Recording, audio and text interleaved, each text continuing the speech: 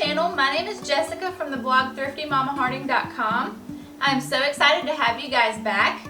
If you're new, welcome. On my channel, I love to post old-fashioned homemaking, homemade meals from scratch, and DIY projects. So in today's video, I'm excited to share with you my homemade banana bread recipe.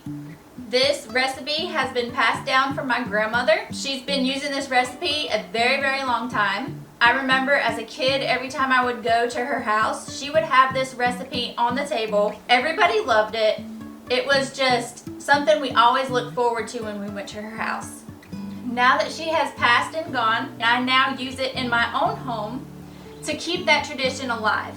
So when family and friends come over, I always have homemade banana bread ready. This is a recipe that I'm super excited to share with you. It means a lot to me.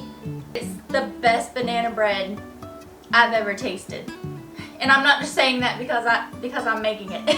Like, it is so good. You have to try it for yourself. So, to get started, you're gonna need vegetable oil, buttermilk, sugar, baking soda, salt, flour, vanilla extract, 2 eggs, your measuring cups and measuring spoons, a mixing bowl. I would also go ahead and grab an extra mixing bowl to mix your wet ingredients. And ripe bananas. When my grandma made this recipe, she would go to the grocery store and actually ask them for the ones that they were getting ready to throw away. So with this recipe, the more ripe the banana is, the better this recipe is gonna be. So these are the ones I have on hand for right now. They're already starting to break apart. That's a good sign. Once you gather all your supplies, we can go ahead and get started. So the first thing we're gonna do is go ahead and preheat our oven to 350. Once we've done that, we're gonna start putting together our dry ingredients. So this recipe here calls for 1 3/4 cup of all-purpose flour. So I'm gonna go ahead and get that in.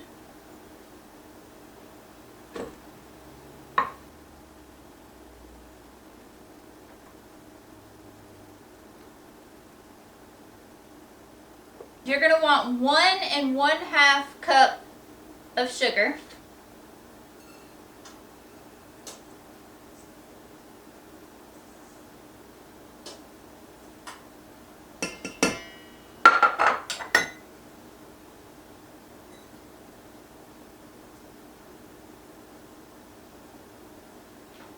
One teaspoon of baking soda.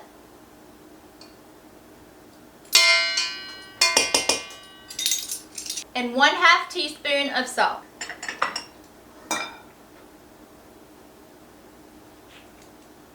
In this bowl here, we're going to go ahead and start mashing up our bananas. A couple things about this recipe. I use a KitchenAid mixer for this recipe. You don't necessarily have to. You can definitely mix this up with a spoon or anything like that. The batter for the bread is going to be wet. It's not going to be like doughy. So definitely a spoon will work for mixing.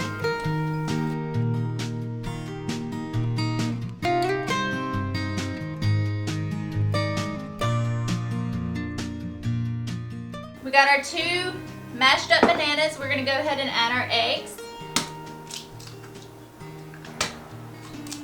We're going to do 1/2 cup of vegetable oil.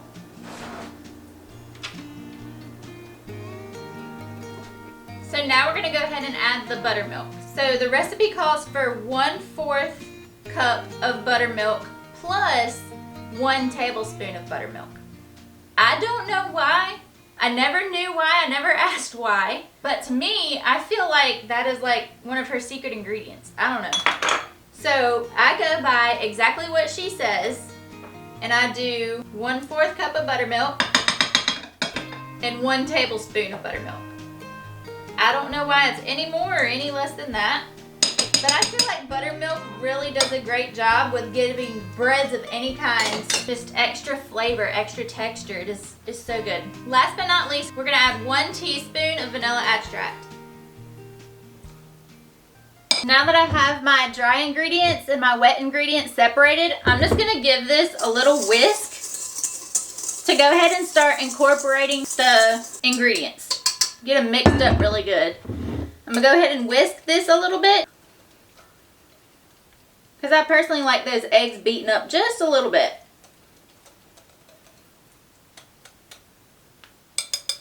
Alright, now that we have that good to go, I'm going to go ahead and crank up my mixer. This is the attachment I use for it.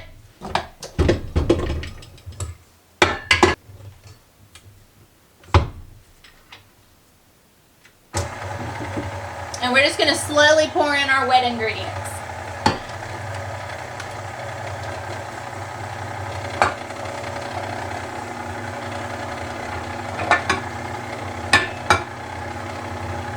At this point, we're going to go ahead and spray our pan. I've already sprayed mine and got mine ready. I use a simple olive oil spray. Just make sure you grease it really good, because this will be prone to stick if it's not greased well enough. Now that we got everything mixed and ready to go, before we pour it into our pan, now would be a good time to go ahead and add whatever nuts you want to add to it. You can add walnuts or anything you prefer. In this recipe, I'm not going to add it. It's honestly good with or without. We like it either way. So it's whatever your personal preference is.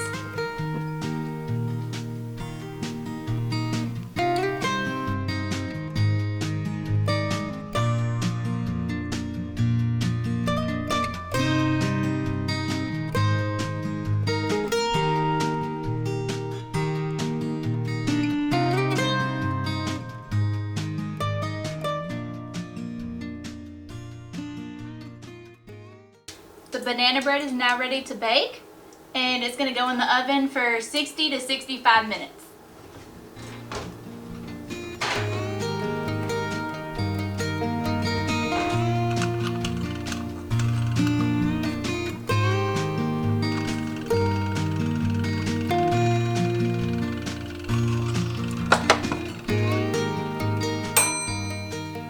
Alright friends, let's get this out of the oven and see what it looks like.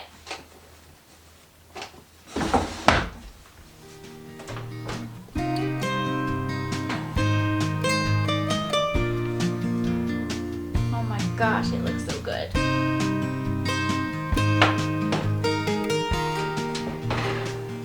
Here is the final result of the banana bread. I went ahead and already put butter on mine, but it is so moist and so delicious. The outside is crispy, so it gives it a crunch on the outside, and then the inside is just so soft. So if you guys try this recipe, please comment below. Let me know how it goes.